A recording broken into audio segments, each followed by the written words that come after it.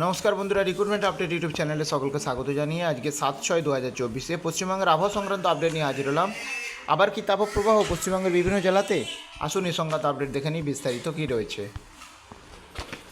একদিকে চড়া তাপমাত্রা, অন্যদিকে বাতাসে প্রচুর পরিমাণ জলীয়বাষ্প, এই দুই মিলিয়ে কলকাতা ও দক্ষিণবঙ্গের বিস্তীর্ণ এলাকায় বৃহস্পতিবার থেকেই প্রচণ্ড অস্বস্তিকর ভ্যাপসা গরমে জেরবার হতে হলো। অস্বাভাবিক গরমে অনেক অসুস্থ বোধ করেন, অথচ কলাইকুণ্ডা ছাড়া দক্ষিণবঙ্গের প্রায় সর্বোচ্চ তাপমাত্রা 40°C ছয়নি। কিন্তু আবহাওয়াবিদরা বলছেন বাতাসে আর্দ্রতা বেশি থাকায় প্রায় সব স্থানে প্রকৃত গরমের অনুভূতি 40° বেশি ছিল। বর্ষার বৃষ্টি দক্ষিণবঙ্গে ঠিক কবে ঢুকবে এখনও তা অনিশ্চিত, ফলে এই ধরনের অস্বস্তিকর গরমে দক্ষিণবঙ্গে আপাতত থাকবে।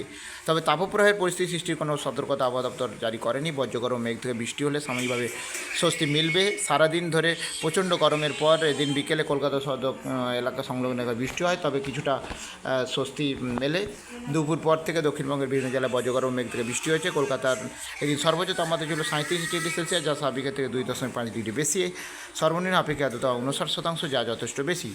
দমদমে বিকেলে আপেক্ষিক আর্দ্রতা 91% রেকর্ড হয়েছে। পুরুলিয়া কলকাতার সর্বোচ্চ তাপমাত্রা প্রায় একই ছিল, কিন্তু উপকূলের কাছাকাছি এলাকায় কলকাতার আর্দ্রতা বেশি থাকে, ফলে ভ্যাপসা গরমের কষ্ট কলকাতায় বেশি ছিল। দক্ষিণবঙ্গে সবচেয়ে বেশি তাপমাত্রা ছিল কলাইকুণ্ডে 41.6°, এবং দক্ষিণবঙ্গের বেশিরভাগ জায়গায় এদিন সর্বোচ্চ তাপমাত্রা 36 থেকে 38 মধ্যে ছিল। হাওয়া অফিস আবহাওয়াকর্তা জানাচ্ছেন যে বর্ষার আগে এই সময় বাতাসে জলীয়বাষ্পের মাত্রা এমনিতেই বেশি থাকে, এখন বঙ্গোপসাগর থেকে বেশি মাত্রায় জলীয়বাষ্প ঢুকছে।